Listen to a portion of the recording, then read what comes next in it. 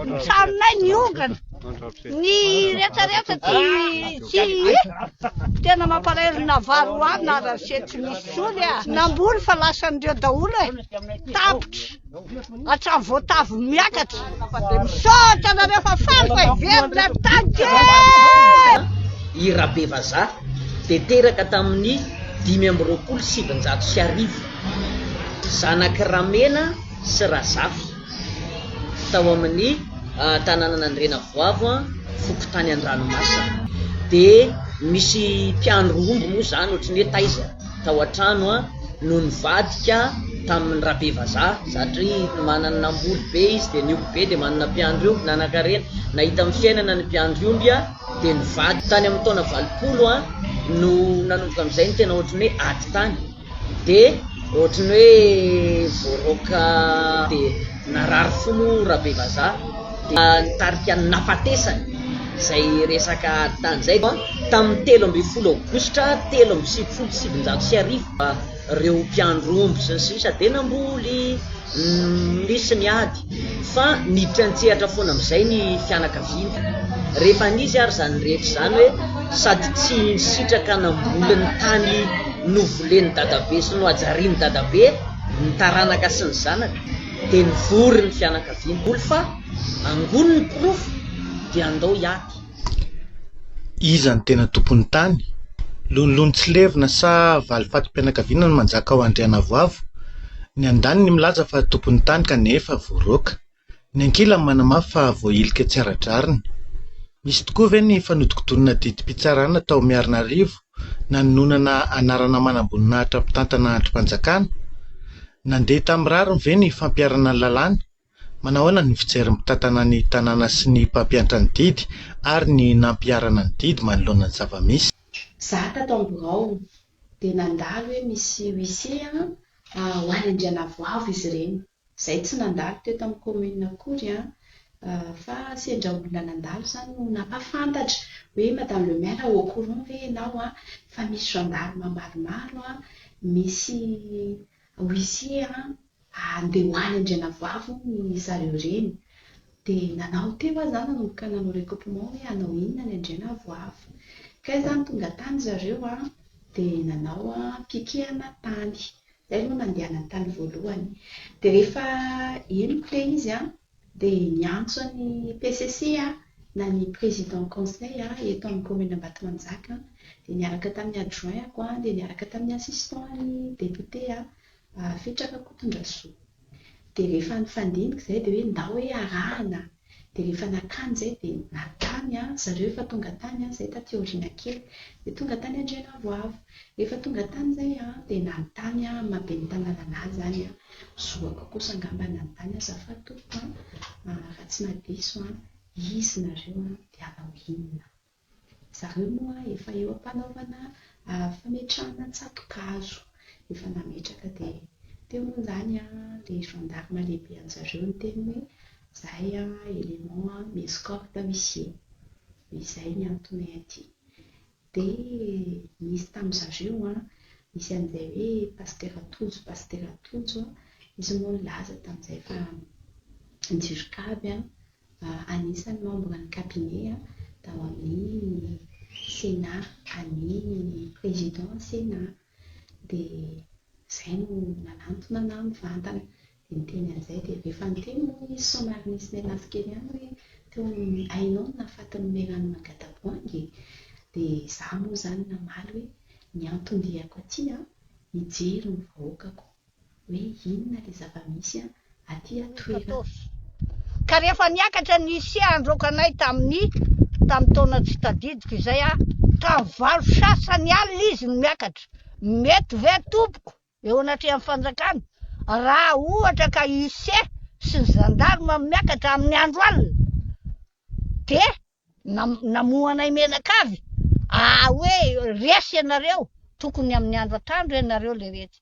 Amin'izany fotoana zany zahay menakavy naorony daholo rehefa mety zanako sy zafiko. De teo akaiky ny gendarme sy ny osisy tamin'izany fotoana zany. Amin'izao fotoana zao ndray nefany io ny lamandinanay tompoko 5 alina sy 4 sy 3 tapitrisa. Ilay moa zao taratasy zany no anana nefa tsy vava, zay tsy mahay miresaka. Dia taratasy moa zay rehefa nandresy zay tany amin'ny cassation na tany amin'ny pile zany nisy fanohanana. Nisy mitsy aza tany amin'ny taratasy havanina afahana nanatanteraka ny didim-pitsarana teto. Nisy ordonnance nangatahana fandrodanana foto-drafitr'asa avy any amin'ny tribunal niaraka ny taratasy avy any ambony. Nety nanatanteraka ny teto. Zay niaraka mivady tany zahay, niaraka mitandro filaminana maro be. Tonga teto nanatanteraka an'izay didy izay tao. Dia raikitra somary efa hariva moa zay vao tonga tovitovy an'izao fahatongavanareo zao. Tsy sanatria izay akory no manao an'izany. Dia tahaka an'izay natongavana teo zany niaraka ny huissier sy ny gendarme nampafantatra didy taminy hoe nareo efa resy nareo amin'ity ka mampafantatra nareo ozy ny huissier zany fa mialo nareo. Tao anatin'izay somary efa harivariva ny andro, raikitra ny torabato lazaina fa dalo zay manana aoronam-peo an'izany ny huissier. Teo andrefatrany teo raikitra ny torabato, ny tôbila moa tetsy vaky ny parabrisy, nisy olona voan'ny tôbila tany. Rehefa lasa zay nandeha niala, midorona ny tanety lazaina fa hoe nisy dalo. Dia nisy pasteur nentina mihitsy hoe andao ampivanina nareo dia atao izay maro dia raisana. Dia tonga nisy gendarme maro tonga teto nandroaka. Andro alina ary ve sa antoandro no nanatanterahana didy? Tsaro marina fa melanelana 12 kilometatra eo tsy afaky ny fiara ny lalana avy eo amin'ny commune Ambohimanjaka sy ny tanàna Andrianavoavo. Voalaza teo fa nisy ny fandrahonana nataona pasteur tamina ben'ny tanàna sy ny mponina. Ireto mponina voailika tamin'ny andro alina raha ny fitantarany. Ireo filazan'ireo izay ambaran'ny solotena ny taranaka Rabevaza fa tsy marina velively. Ny tany aloha tany amin'ny taonany 86 ny resaka fasana izay azontsika arahana hatramin'ny farany satria ny fitsaranany ambara tonga rehetra. Na misy aza moa rehefa ohatry hoe resy amin'ny fitsarana ny olona anankiray dia afaka miteny hoe mividy fitsarana, fa ny fitsarana natrehanay dia ambara tonga rehetra. Raha isy ilazana mitoto hoe nividinay ny tany Antananarivo, aizana ahafahana mividina ny Antananarivo sy ny rehetra.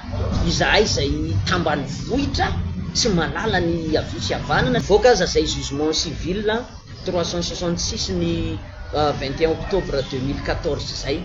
Dia nandresy ara-dalàna nomen'ny tribunal fa didina ny tany sy ny toerana fa miverina amin'ny taranaka Rabevaza izay efa noangoleny satria teo izy no teraka, teo izy namboly, teo izy no maty. Rehefa tonga tany toerana ary zahay nitondra ny vady tany, naka réquisition ny vady tany, nanao réquisition hoentina any amin'ny gendarmerie satria voatondra ao amin'ny ao amin'ny didim-pitsarana hoe ny tribunal, ny procureur sy ny didim-pitsarana amin'ny anaran'ny vahoaka malagasy dia manome lalana ny huissier, demande à toutes les huissiers de justice dia ampiatra didim-pitsarana ary afaka miprêter main forte amin'ny force de l'ordre anampy azy amin'ny fanatanterahana azy. Ny taona 2022 rehefa nahazo zay nangataka autorisation hatrany amin'ny ohatran'ny ny procureur général sy ny rehetra dia tonga nanatanteraka ny didim-pitsarana izay tsara ny manamarika fa araky ny lalàna. Misy ny hoe itératif commandement, signification commandement izay nataon'ny vady tany mampafantatra an'ireo olona hoe efa resy tamin'ny tribunal nareo ka miala. Tanteraka aza ny fanatanterahana izay tsara ny manamarika fa ireo olona vitsy izay nindroana teo an-toerana notrony ny fandroana sy fanatanterahana notrony ny teo anivon'ny fokotany izay ny vady tany nanatanteraka azy. Nisy teo araky ny lalàna, misy ny ordonnance izay nampiarina tamin'izay fotoana ny dina ny selena ny trano tsy afahany navoaka ny entana nomena lalana izy ireo araky ny nataon'ny vady tany sy ny rehetra notrony ny zandary.